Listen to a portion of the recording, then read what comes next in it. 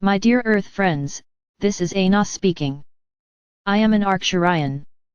If any of you know of a SMF look-alike contest, please post so in the comment section. Winning a contest on another planet is on my bucket list, and I bet I'd be unbeatable at SMF look-alike contests. I'm already blue, so I'll only need to shrink in size from a few feet to a few inches, and decide which SMF I should be. It'll be the easiest win of my life. Alternatively, just entertaining a group of Earth children as a real-life SMF sounds fun too. Aside from my bucket list adventures, I am also thrilled to have the privilege to share this first message of your year 2025. Well, let's get to it. Right now being on Earth is giving you one huge advantage and one huge drawback. Meanwhile, us galactics have it the other way around. We have a drawback where you have an advantage, and we have an advantage where you have a drawback. Namely, you're currently in a position to acquire great amounts of soul growth, which is what many beings and many souls value the most in the entire universe. And it's hard to even conceive of a place that's better for soul growth than Earth. You might not care about soul growth much, but hundreds of millions of souls applied to be born on Earth and were rejected. Meanwhile, practically every soul that applied to be born among Pleiadians or Arcturians was accepted. Very young souls are guided, as a child is guided by their parents. After that, souls are free to choose where to incarnate, with more and more options opening up to them as they gain experience and maturity. Souls are free to refuse to incarnate in places that can teach them critical lessons, but they might not be able to progress until they do. Creation is a playground where souls are more or less free to do and experience as they wish. Souls themselves can't be wounded or unmade, except in very rare circumstances. So creation itself is sort of like a heaven for souls. Souls are free to do as they wish, are free from suffering, and are immortal. In that context, what souls typically want most is soul growth. A huge reason why the darkness on Earth is still there is that many souls of Earth humans are asking for the situation to go on just a little while longer, so that they may wring just a bit more soul growth out of these last days in prison Earth. So you have one huge advantage: you're getting great amounts of soul growth. And you have one huge drawback: life is incredibly tough on Earth. Us positive galactics have it the other way around. We're typically only getting small amounts of soul growth, but then again our lives are filled with joy and bliss and happiness and connection.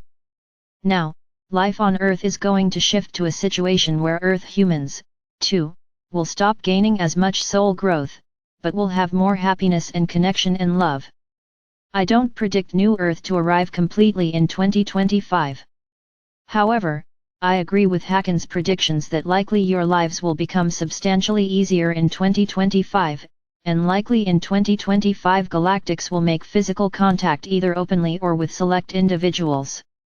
These aren't certainties, because you have free will and it depends on the choices of Earth humans, but these things are more likely than not.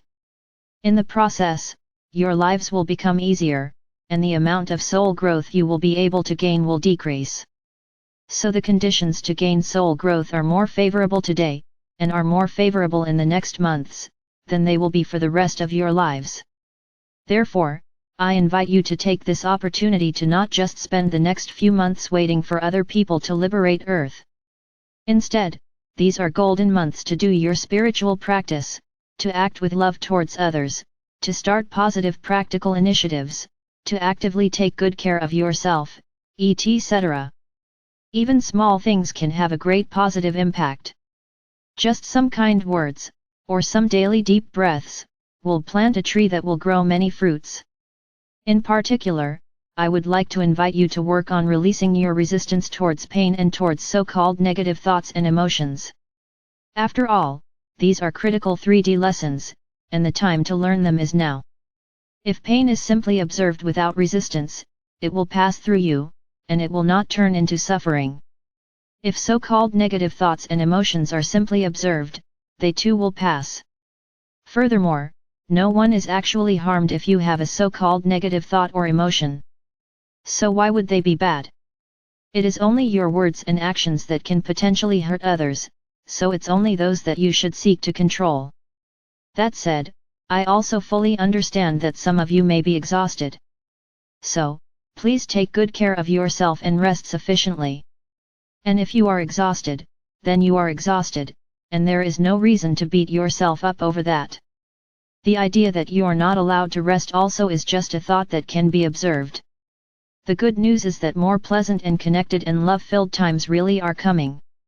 The bad news is that the perfect days for soul growth really are going. With that, I wish you a very good 2025.